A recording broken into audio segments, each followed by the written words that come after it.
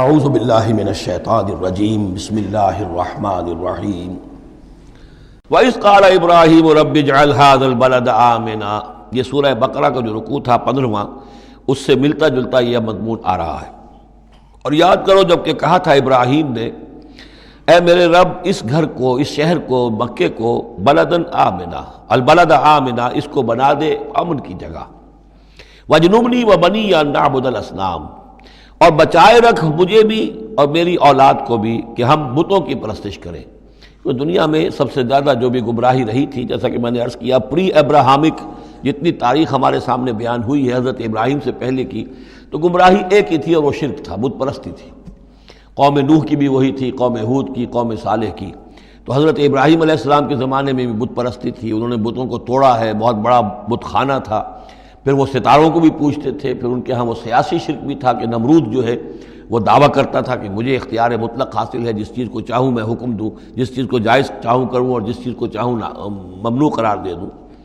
تو اس میں فرمایا وَإِذْ قَالَ إِبْرَاهِيمُ رَبِّ اجْعَلْ هَذَا الْبَلَدَ آمِنًا، اے رب ہمارے، اے رب میرے، اس شہر کو تو ایک امن والا گھر شہر بنا دے، وَاجْنُبْنِي وَبَنِيَّ، اور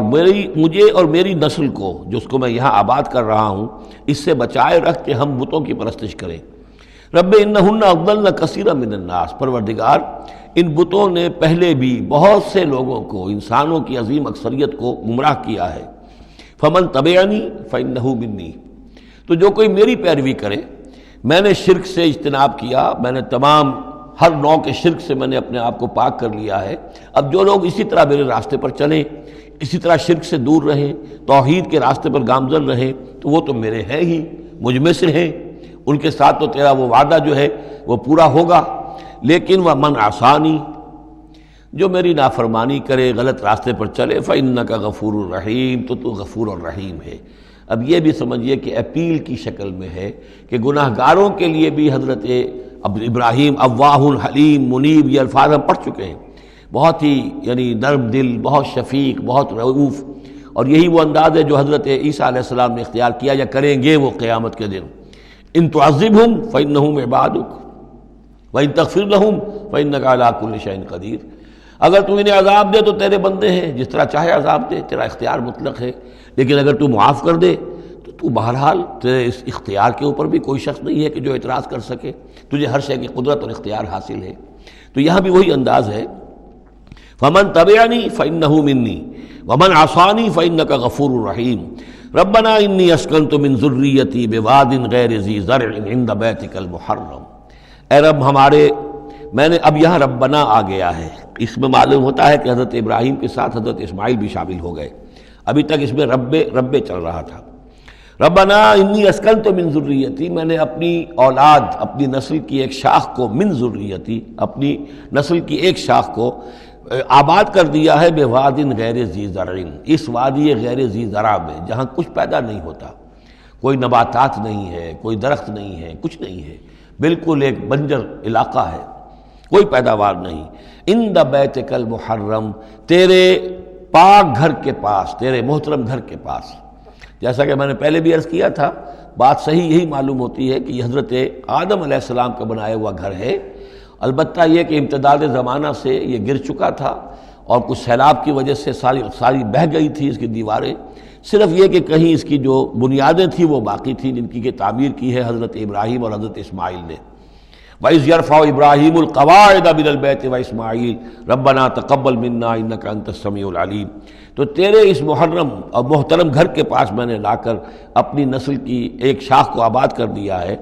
بنا لے یقیم الصلاۃ، اس لیے کیا ہے تاکہ یہ نماز قائم کریں۔ فَاجْعَلْ أَفْئِدَةً مِّنَ النَّاسِ تَهْوِي إِلَيْهِمْ، تو اے اللہ اب لوگوں کے دلوں کو ان کی طرف مائل کر دے، لوگوں کے دلوں میں ان کی محبت پیدا ہو جائے، لوگ آئیں ان کے پاس اور ان کے کوئی ہدیے پیش کریں اور ان کے ذریعے سے ان کو جو ہے رزق کا بندوبست پیش ہو جائے۔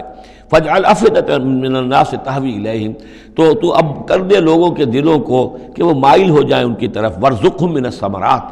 اور ان کو رزق ہم پہنچا میووں کا، لَعَلَّهُمْ يَشْكُرُونَ، تاکہ وہ شکر کر سکیں۔ رَبَّنَا إِنَّكَ تَعْلَمُ مَا نُخْفِي وَمَا نُعْلِنُ، اے اللہ تو خوب جانتا ہے جو کچھ کہ ہم چھپاتے ہیں اور جو کچھ کہ ہم ظاہر کرتے ہیں۔ وما یخفی علی اللہ من شیء فی الارض ولا فی السماء، اور اللہ پر تو کوئی شے بھی مخفی نہیں رہ سکتی، نہ آسمان میں نہ زمین میں۔ الحمدللہ الذی وہب لی علی الکبر اسماعیل و اسحاق، کل شکر کل ثنا اس اللہ کے لیے ہے جس نے مجھے عطا فرمائے اس بڑھاپے کے علی الرغم، اتنی بڑی عمر میں 87 برس کی عمر میں حضرت اسماعیل کی ولادت ہوئی ہے، علی الکبر اسماعیل، اور پھر ان کے کئی سال کے بعد حضرت اسحاق کی ولادت ہوئی۔ الحمدللہ الذی وہب لی علی الکبر اسماعیل و اسحاق، مجھے اسماعیل اور اسحاق جیسے بیٹے دیے۔ ان ربی لسمیع الدعاء، یقیناً میرا پروردگار دعا کا سننے والا ہے۔ رب اجعلنی مقیم الصلاۃ، پروردگار مجھے بھی قائم کر دے نماز کے اوپر، مجھے بنا دے نماز کا قائم کرنے والا،